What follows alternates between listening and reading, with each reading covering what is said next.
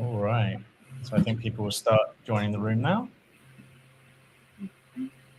Hi, everyone. I'm Charlie from Altuent, and I'm really happy that you're here for our session about reliable Copilot agents. We will be recording this session. And so, I will be sending an email with the recording to you all tomorrow. And there will be links in there. If you stay to the end, we will answer all of your questions. So any questions you have during the session, do that in the chat. We will answer them all at the end. Please introduce yourselves in the chat. And yeah, if you stick around to the end, we've got a couple of bonus things to give you at the end. But for now, I'll hand over to our panel, Tony, Sinead, and Brian. Hi, everyone. I'm Tony Risser. I'm the Innovation Director at Altuent.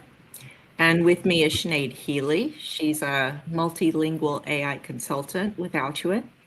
And we're really pleased to have with us today Brian Douglas of Glanbia.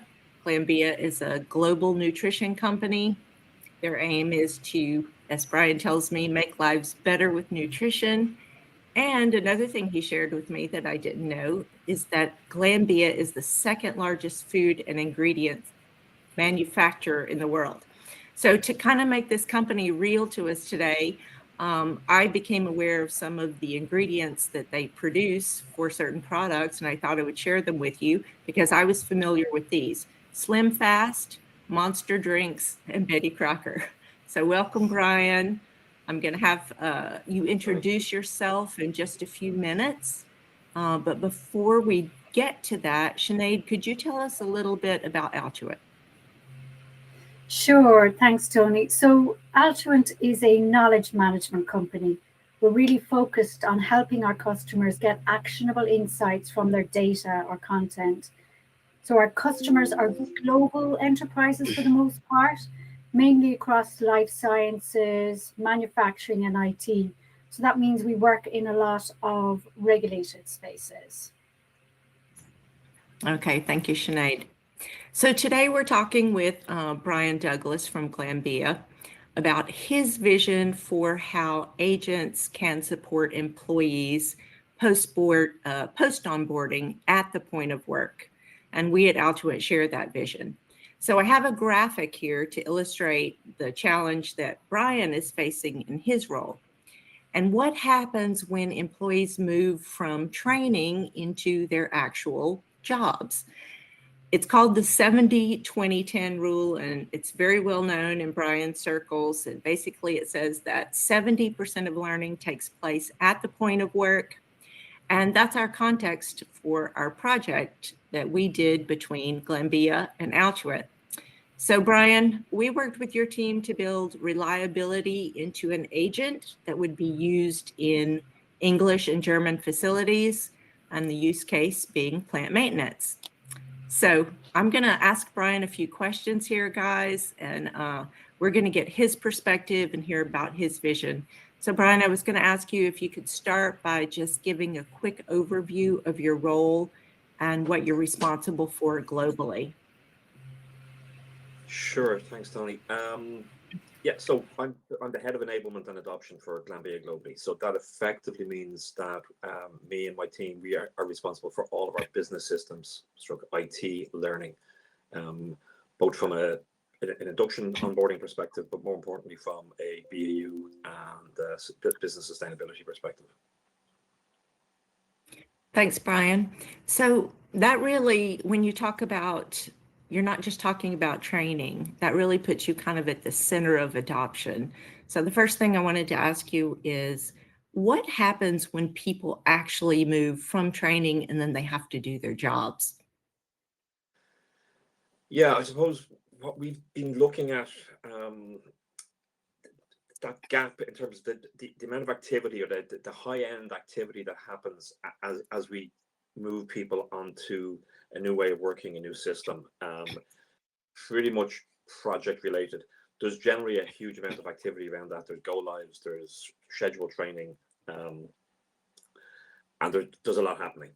Post go live, so what happens in day 2 is when we see activity falling off in terms of accessing training resources. And we're not just talking about courses. So when put solutions in place. We put more than a few slides or a piece of e-learning up. We're looking at an overall training solution that supports people going forward. But where we were seeing the gap was the traffic to those resources was basically dropping off. So usually what would happen is, you do your training, we go live, you get a week into the process, and you find you've been asked to do something that, hey, I know they covered it in training, but I forget, right? So first port of call, you're going to ask the guy beside you. If that doesn't work, you'll probably ask your line manager, your supervisor, or a subject matter expert, or a key user in that space. But what it's doing is it's taking you away from what we really want you to do. It's taking you away from your day job, and it's the time to get an answer is elongated and protracted.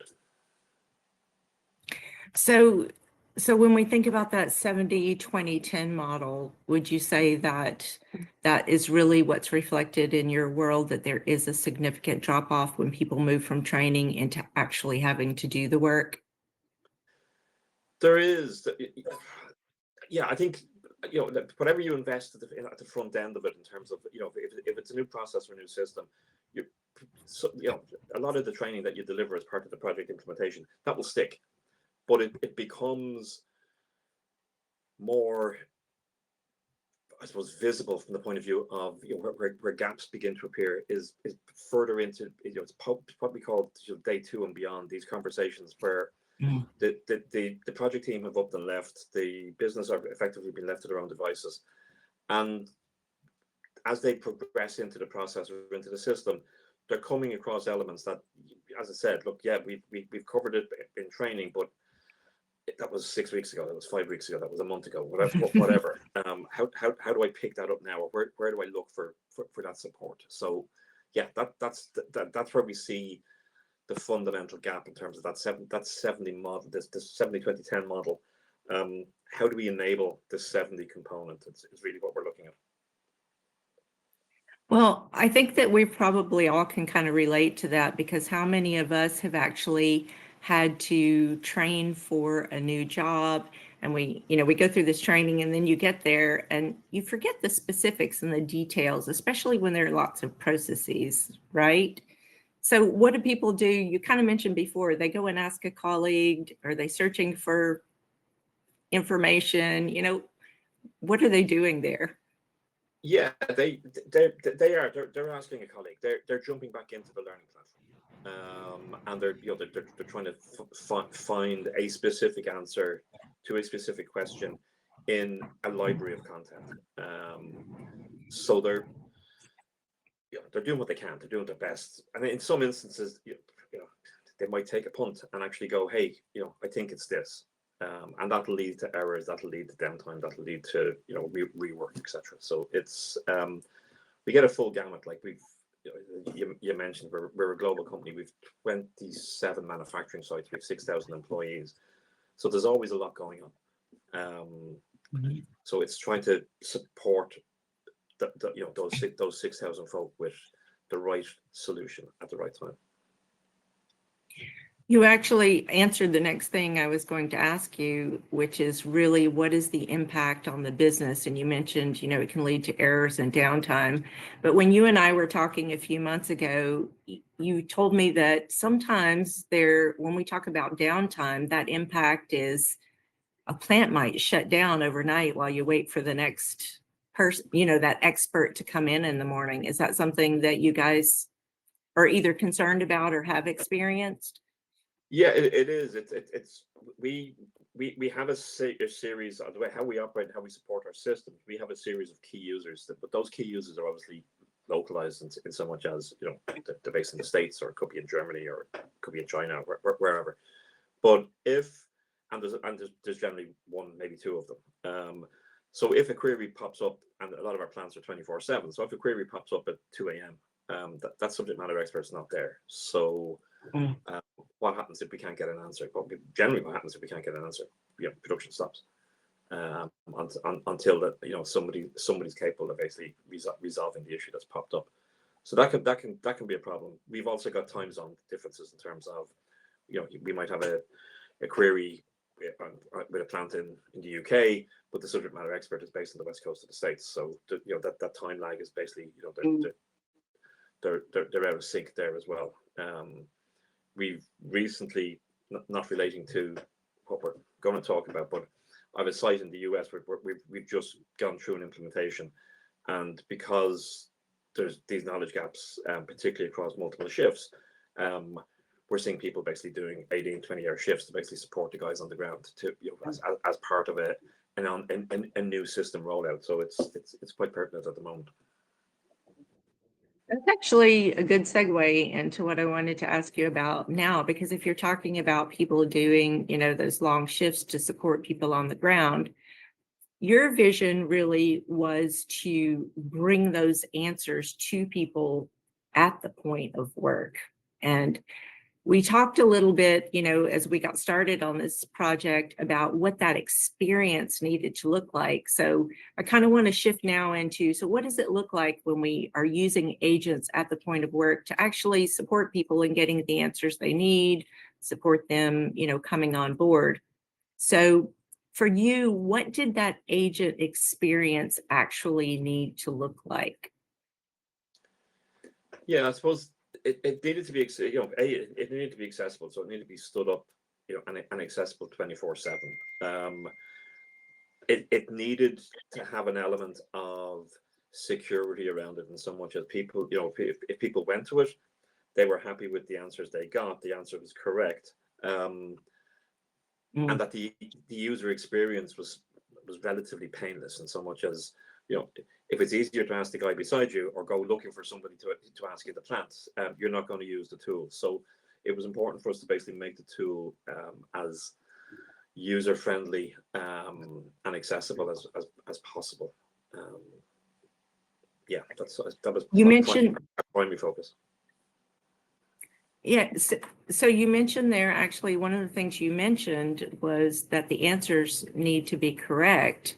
And as you and I had talked about, again, as we were going into this project, that actually creates a new challenge, because if you're putting answers directly into someone's workflow, how do we know that they're actually reliable, even when the underlying source content is 100% accurate? And I'd like to kind of link that to, the ROI as well, because ultimately that's how you're going to get your return on investment, if people are actually getting the answers they need to do that work. So for you, how important was that reliability question? Not just does it work, but can we trust it enough to actually scale this type of a solution beyond more than just one plant? Yeah, from our perspective, again, I suppose we started off with a single project and a single plant in mind, but as a get up and go type of a sort of project start. But fundamentally, the requirement was always to scale. So the ability to have faith in the quality of the solution, the quality of the answer, was critical, in so much as it's just as critical as having the right person to answer that question if you go looking for the subject matter expert. Because what we didn't want to do, we didn't want people second guessing. We didn't want people looking at it and going, oh, I don't know. Right? It had to be absolutely clear that this is the right answer. And the other piece, look, the investment we're putting into this, and the investment we'd already put into the source content, was really, really important for us to do, which was fundamentally to look at how do we maximize that return on investment for the content that we've actually created. Okay. I've lost your video, but I know you're still there. It keeps kind of going out on you, so maybe you'll bring it back in. But meanwhile, yeah, there you go. Hey. Seems like you have a timeout feature there. No problem. We can still hear you. I can see you again. So back to that question of reliability, Brian, I know that you and I have talked about this before, but I want to share it with, the people who are here watching with us today. When we started looking at that reliability more formally with you, And in a few minutes, Sinead's going to give us not only a demo of the solution, but we're going to actually show everyone who's here how important that reliability is and how we actually built it in. But you had said to me at one point that it was a bit of an eye-opener for you when we started talking about how do you make agents reliable. So what changed for you when we started having that conversation? Yeah, I think for us, like, the AI hype that's out there at the moment, I suppose, everybody expects it to do what, just to basically jump in and deliver a solution for you. But actually, when we began to look at it, and the, particularly some of the nuance, like we were looking at a site where we were actually introducing a localized language. So there was multiple factors basically influencing our perception of what good looked like or what was right. And I think that, what opened our eyes was, really basically going, well, look, agents have to learn, agents have to be taught, agents have to, to get to where you need them to get to. And our initial, I suppose our initial expectation was that, hey, you just point the agent at, what we deem as good source content, and you're going to get what you need out of it. But actually, there's multiple variations of what you can get based on how deep or how shallow the agent goes. So that's interesting. You mentioned perception. So one of the things we hear a lot is maybe it's good enough, we're not sure. So we introduced to you this idea of, instead of guessing, you could actually see where it was working and where it wasn't through the reliability scores. Did that have an impact on maybe how you felt that we could roll something out reliable when initially we started to realize, hey, like you said, pointing an agent at it and just turning it on isn't going to work? Yeah, I think the ability to underline the reliability made it easier for us to basically get buy-in from a business perspective. Because fundamentally, like, we were asking the business to basically trust us on this, and the impact, they were going to see the impact quicker than we were going to see it. So having that reliability, having that understanding that actually what the agent is returning here is actually on the money, right? It's giving the end user the solution they need there and then, and there's no second guessing. So I think that was quite a useful road to travel for us to basically to get there, to understand what that meant and how to get there. But I think over time, and over a really short period of time, we went from let's just point an agent at it to actually let's get more behind, understand more what's going on behind it, to make sure that actually what we're offering up is giving the business the solution they need, giving the end user the solution they need.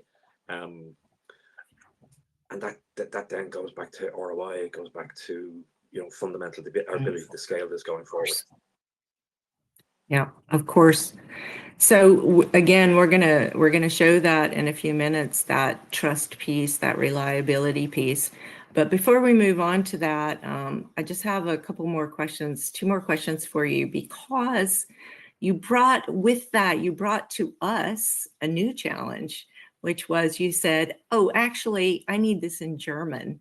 So obviously, Glanbia is operating globally. You've got different plants across the world, people speaking natively different languages. Although I know you had said to me at one point, yeah, they, most of them speak English, but why is that native language element so important from your perspective in this context? I think again, it goes back towards comfort levels with the end user. I think you're right that the sort of the vast majority of the people involved would have English as a second language, but that has an impact on maybe the quality of the prompt they put into the agent. It may have an impact on detailed understanding of a particular process or a particular stage. So what we wanted to do was basically provide a solution in the native language to ease that fear level, to ease that comfort, or to make them more comfortable doing what they were doing. And just even from a generic just translation perspective, in terms of as a second language,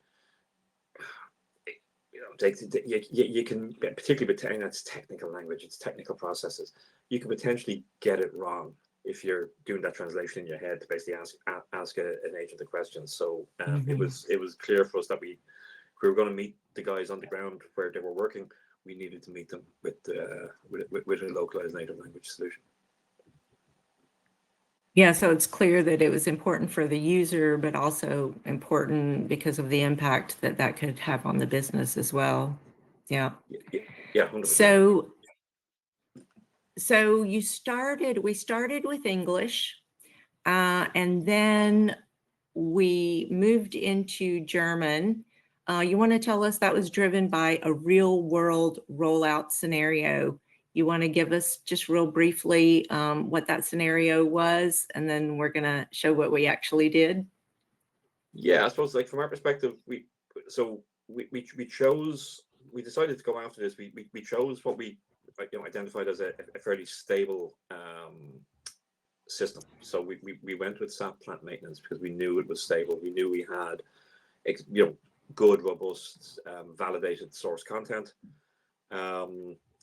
So that was the starting point. And then while we were looking at it, it became evident that we were actually doing a rollout in Germany of plant maintenance for a site in Germany. So it became obvious for us to basically look, if we're going to do it, let's do it live. And so the project took on a new, had more meaning to it, in terms of we've actually got a group of people who we need to train up on this system, and we need, in an ideal world, we'll do it in German.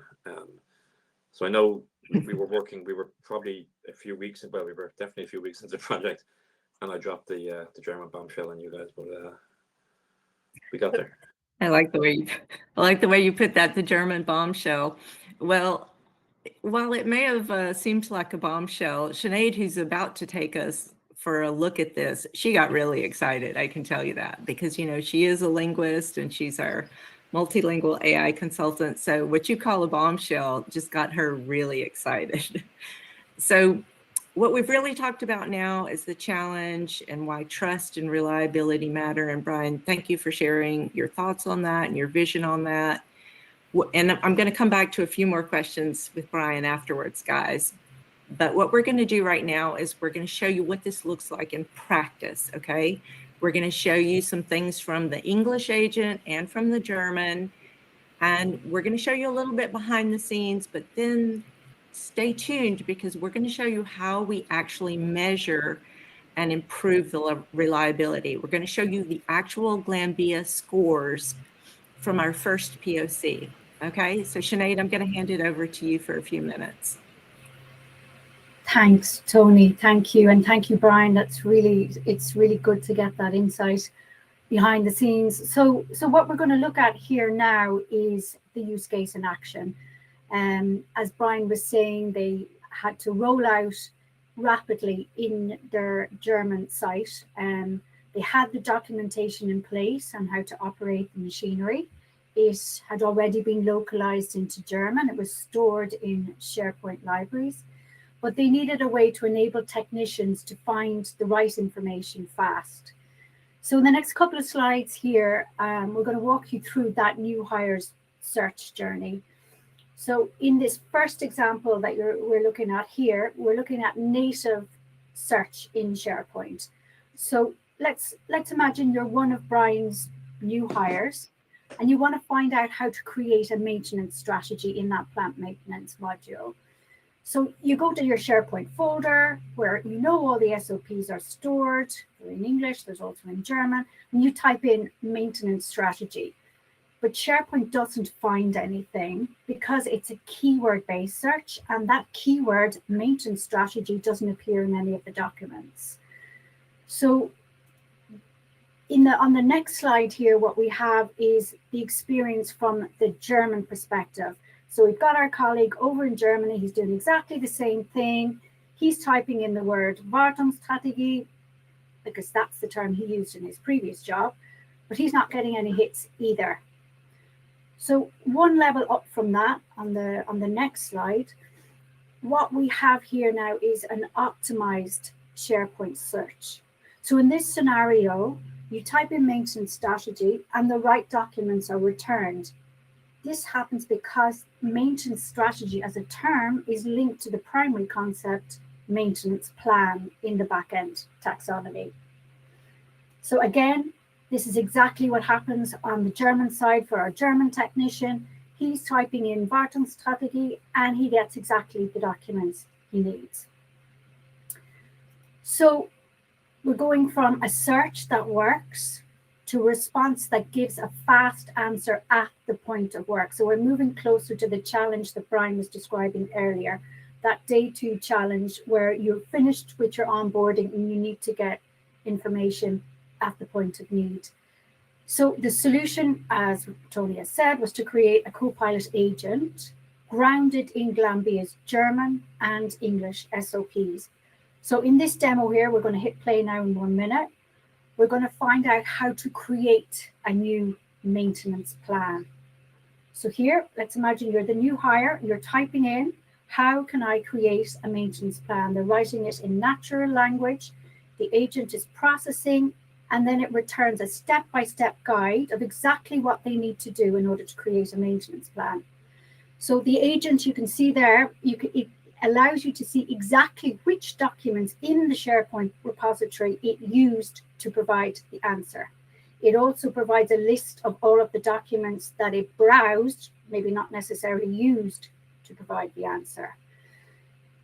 So on the next slide here, it's the perspective again of the German technician at the German site.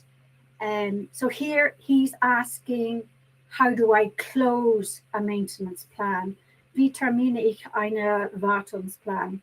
So again, the German returns a step-by-step list of actions in German. And again, it provides the all-important reference links back to the documents in the SharePoint library. So you can see here as well that the interface is slightly different, and that's because our German guy has the agent integrated into his Teams directly. So that's why it looks slightly different. And again, that's more accessible to the user. So is it still going there? Yeah. So up to now, the questions that we've been asking, what we've been testing here, they've been mostly transactional. They've been questions that deliver a set of step-by-step answers. But what happens if we ask a more strategic question, more aligned with the challenge that Brian mentioned earlier, a question that involves a little bit more reasoning? So let's pretend you're a maintenance supervisor, right? You've just hired a new technician and you need to get them up to speed fast. So you're going to ask the agent to put together a training plan that will get the new hire up to expert level within 2 months. So this is exactly what we're typing in here into the query box. I am a maintenance supervisor. Please create a 2-month training plan. I would like to get them up to expert level within this time. So again, after a little bit of processing, the agent comes back with a structured training plan, broken down by month, by week, by objective, and it includes activities involving hands-on experience with the relevant SAP transactions.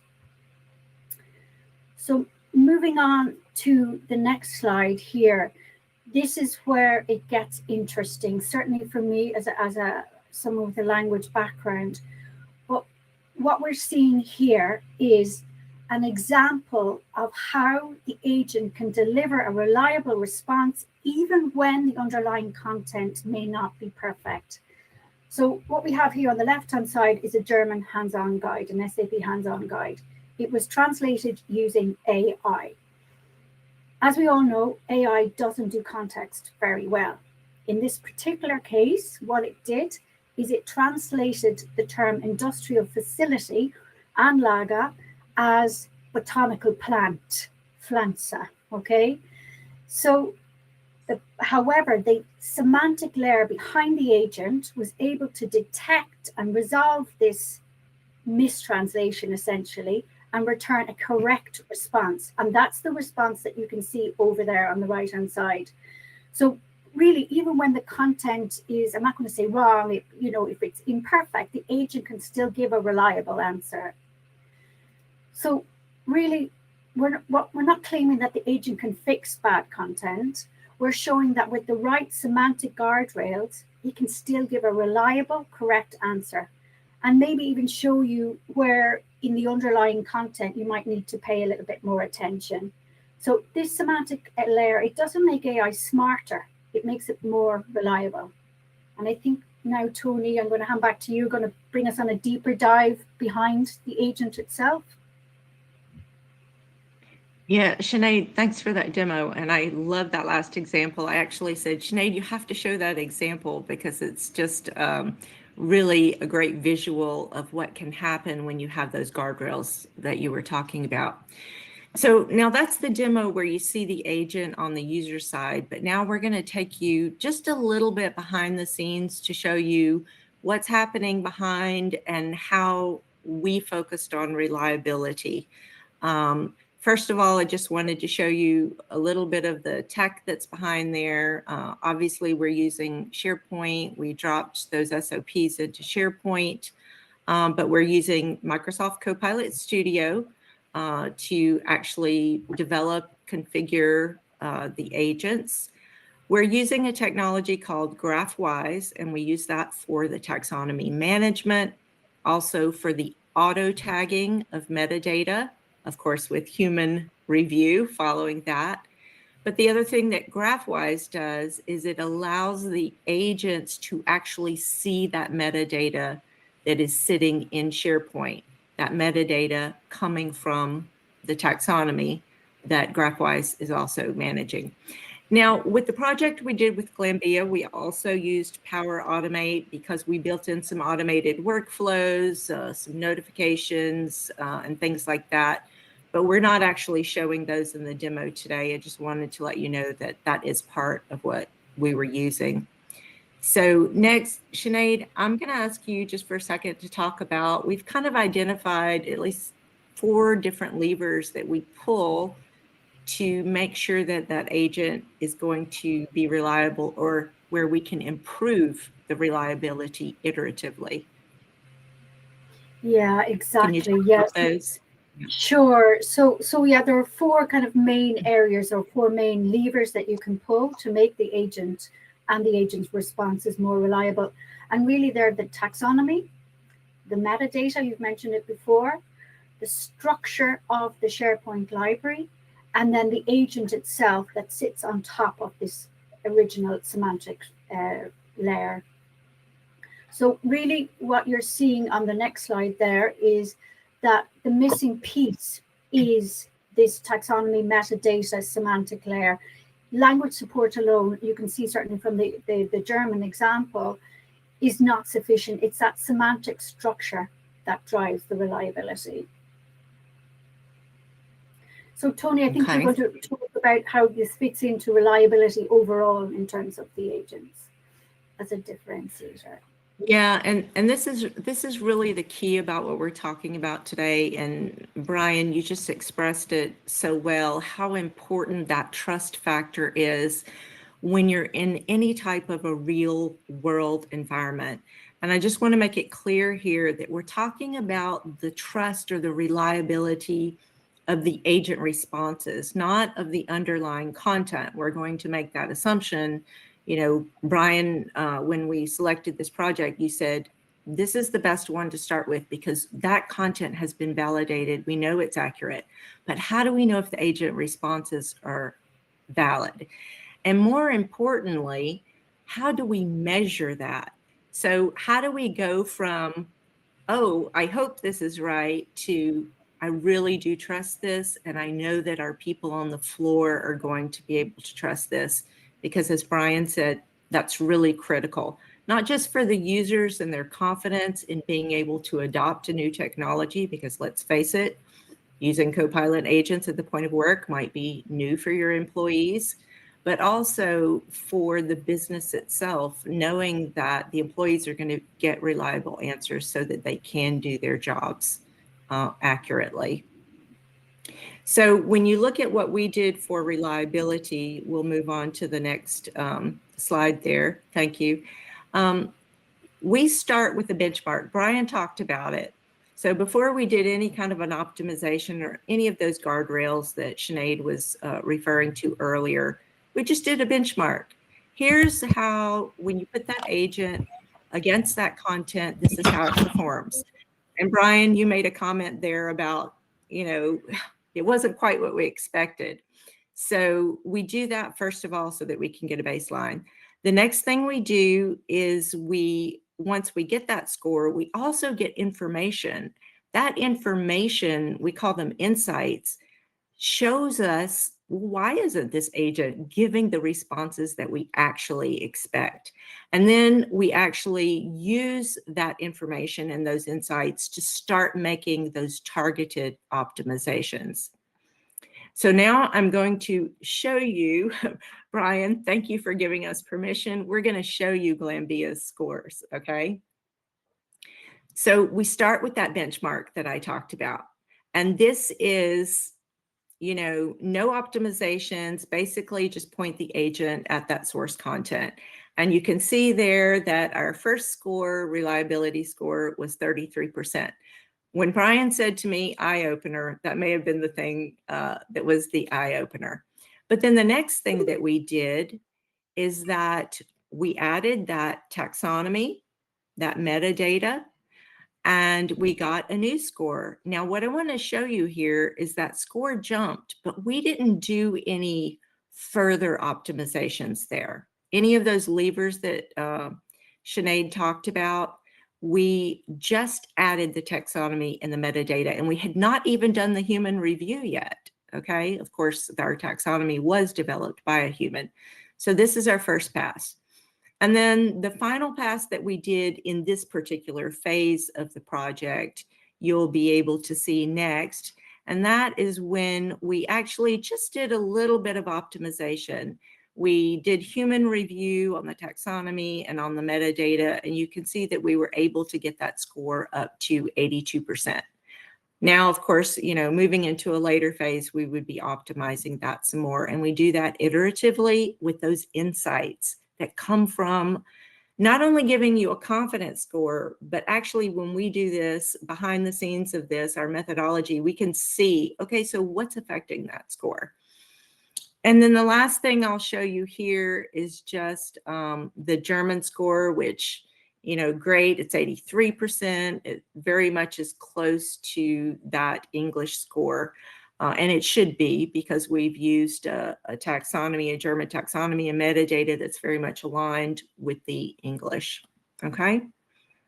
So in a few minutes, we're gonna jump to questions from you guys, but before we do, I wanna go back to Brian for just a couple more minutes and ask you some follow-up questions there, Brian. And the first thing I wanna ask you about is, you know, we've been talking about agents here, but I know that agents are not the whole of your strategy. And in your world of enablement and adoption, you talk about that moment of need strategy.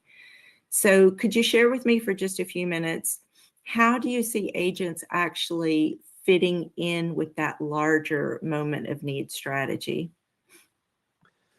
Sure. I suppose from our perspective, like we've invested significantly in providing and creating learning solutions to suit and to meet the needs of the business across all of our business platforms.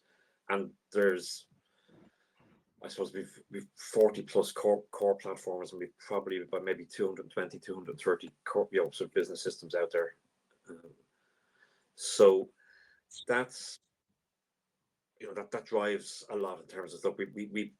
We have a ton of content, right? We have a ton of resources available. But from a moment of need perspective, in terms of how do we get the user to the content they need when they need it? And we currently have, like, we have an LMS, we have sort of a learning platform that our content is hosted on and people have access to. But it's it's drill down. It's remembering, where was that specific piece of content I need that I'm looking for? Where's that tip I'm looking for? Was it in that course? Was it in that course? So that has, that's always been a problem for us. So what we're looking for, that moment of need decision point, is taking our content, taking an end user, and putting them together in such a manner that the end user can drill to where they need really, really quickly, and then move on. Okay, so that and they can do it without actually leaving, fundamentally without actually having to log into the LMS, or it just becomes turgid in terms of if the journey to get where you need to get to is it is full of turns and twists and humps and bumps, people aren't going to go. So really what we were looking to do is basically put as seamless a solution as possible in place, to allow our staff to basically get what they need when they need it, and just keep doing their job.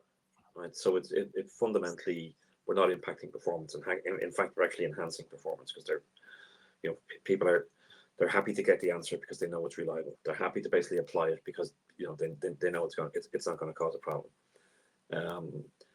So what we're seeing now is we're seeing greater traffic on the on those resources that we've had that perhaps we weren't seeing traffic on. So it's another way of basically gaining ROI, in so much as, look, we've invested,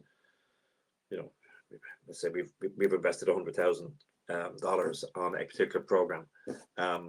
We're seeing more regular and consistent use of those resources that we've put in place, as opposed to seeing a lot of activity on them in the run up to a go live, and then it dropping off. So it's been a bit of an eye opener for us in terms of the usability of the solution, and what it's proving, what we're looking at now is obviously the scalability across multiple systems, multiple curricula.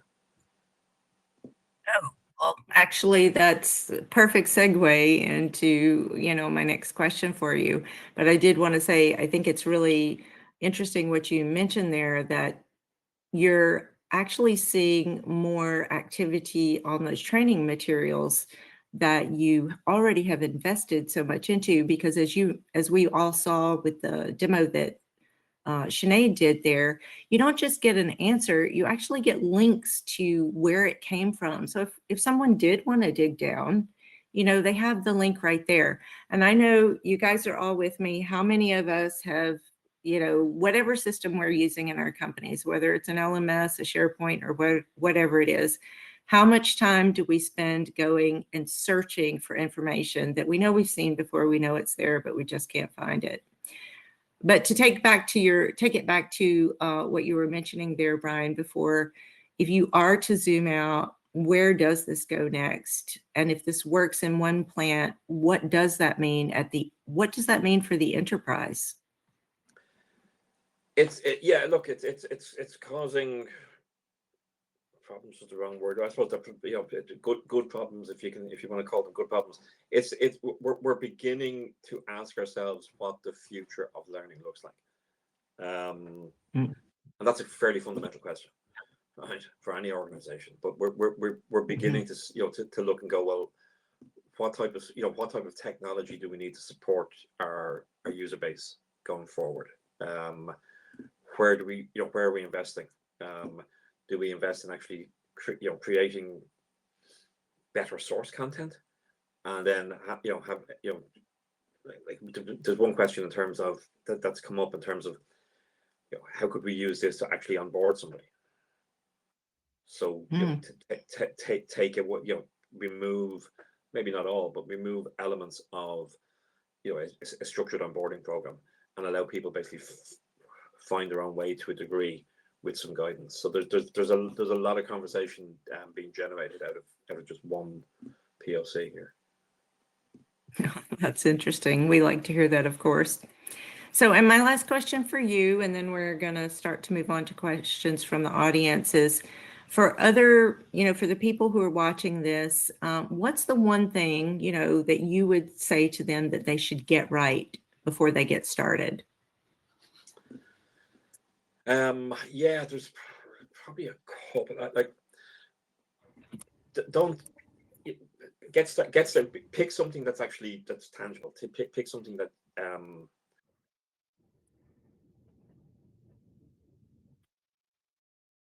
It's okay. I know you're getting your video back, but I think we can still hear you.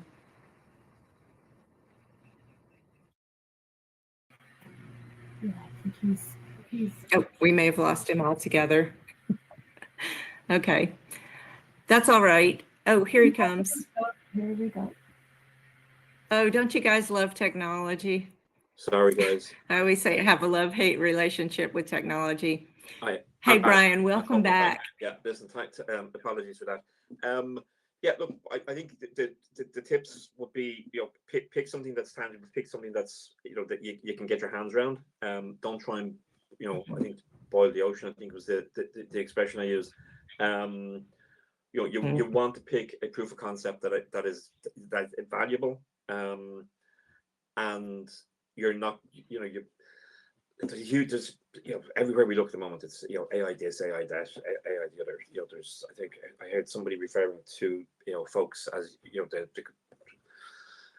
the consultants, the people pushing AI solutions as the AI bros.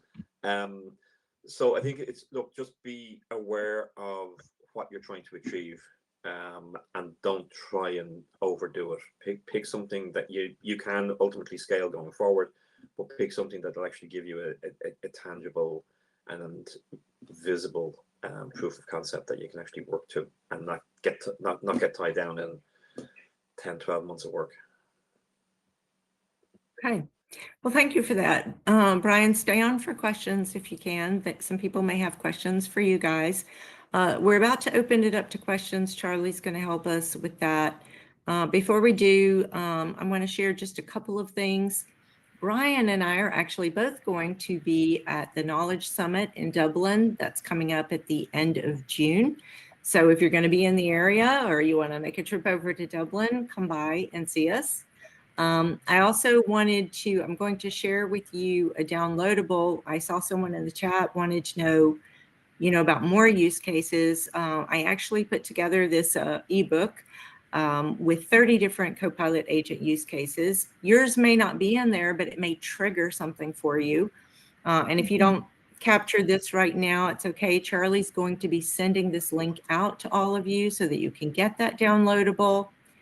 And then the final thing I want to tell you about is that we actually have a webinar coming up with Rahel Bailey. Now, we've been talking today about the reliability of agents, but what she's going to talk to you about is that source content and how you get that ready for AI agents or AI otherwise. Okay, so Charlie, do we have any questions? I haven't been able to keep up with those, so I'm hoping that you've tagged them and you can help us out. We've got one question here. Hopefully some from the audience will put some more questions in whilst I ask Brian this one. So Brian, Ronnie has asked, I'd like to ask if you could briefly outline the types of users, developers, business analysts, IT support staff who develop in-house agents, and the level of users who can deploy and administer new agents. Yeah, I suppose from an in-house perspective, I was lucky in terms of the sort of my team. I have a fairly strong sort of systems analyst, sort of tech guru, that we do refer to him as our tech guru, who was fairly competent enough to work on this. But in saying that, like the guys in Altitude helped quite a lot.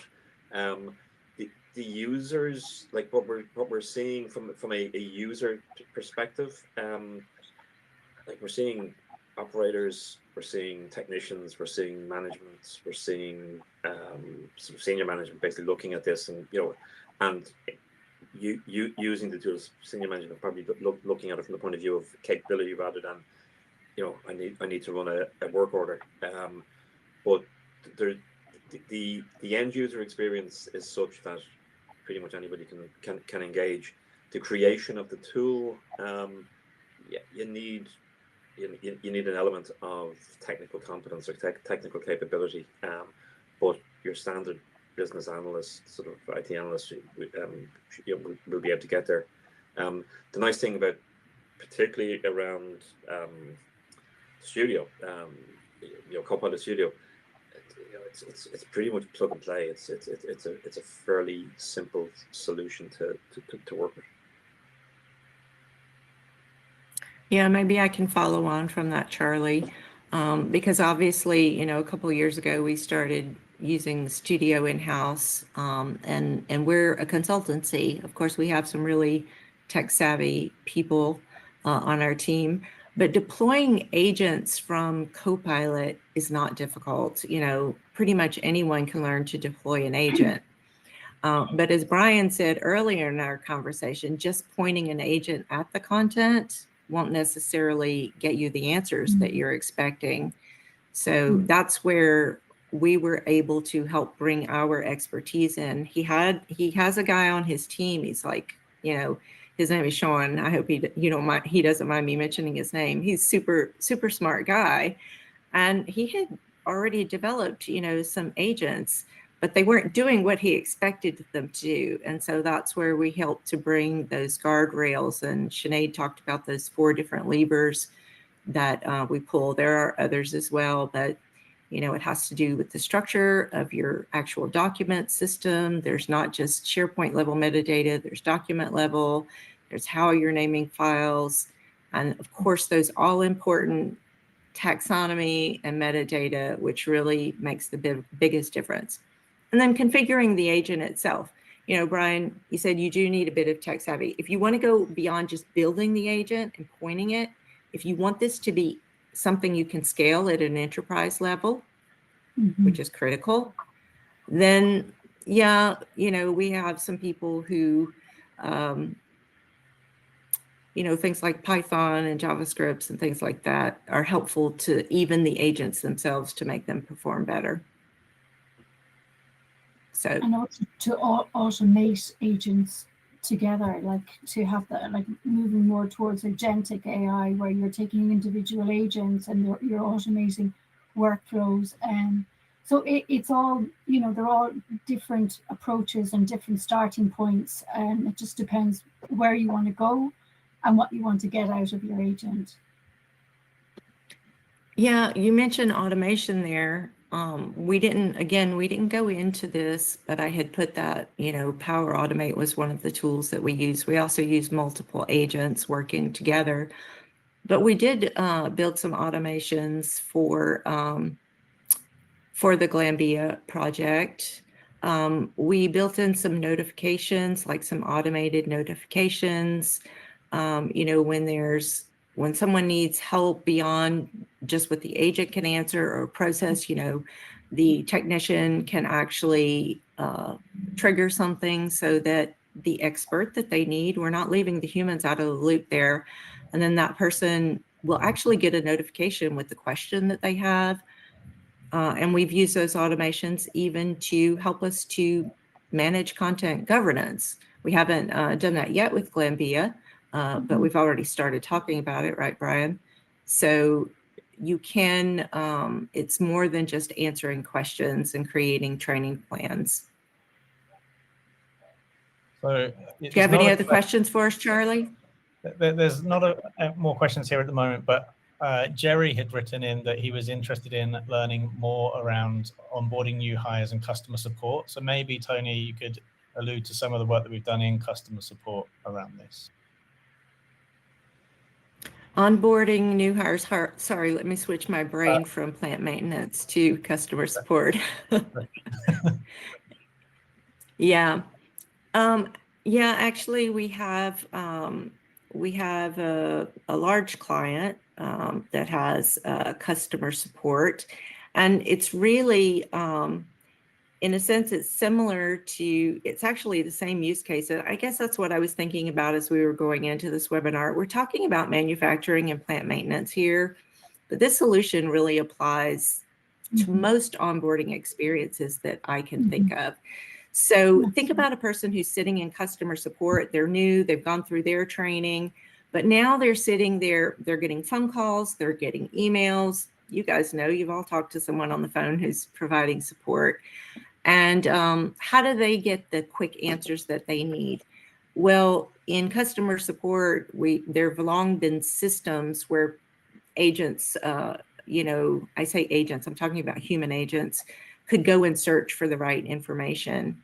But now with these types of agents, you can get the answers that you need quickly, and they can be built into your system so that even when someone sends an email and asks a question, you know, that agent can answer the question, or it can give the answer to the human agent, or it can pop up the answer for the human agent, and then the human says, oh yeah, I'm going to validate it's correct. Go ahead and, you know, and send it on to my client.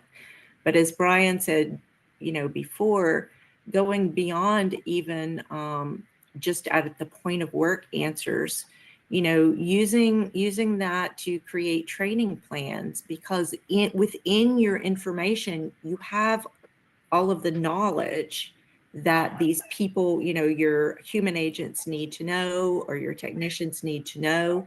The knowledge is there, and these agents can actually help the people who are doing the enablement to say, how can, you know, this person, for example, may be struggling with a new concept or something. Build me something based on the knowledge that's sitting there that will help me to get them up to expert level very quickly. And that's one of the ways that we've actually in Altuent looked at agents for training, is to build specialized training plans, to build courses, to build e-learning courses, all sorts of things. Thank you, Timothy. I see that there for all of you who've come. Yeah, thank you. Charlie, you're on mute, but I think you're trying to close us out because we're 2 minutes to the top of the hour. I just wanted to say thank you to everyone who's been here. And Charlie's got some more information to share with you. He's going to send you some things. Yeah, well, first off, thank you to Brian for joining us, and Tony and Sinead for walking us through everything. Thank you all for having been here and spending the time with us. Tomorrow, I will send you an email with the recording of this session and a couple of links that we shared a little bit earlier. And thank you, and hopefully we'll see you next time. Thanks, Charlie. Thanks, everyone. Bye-bye.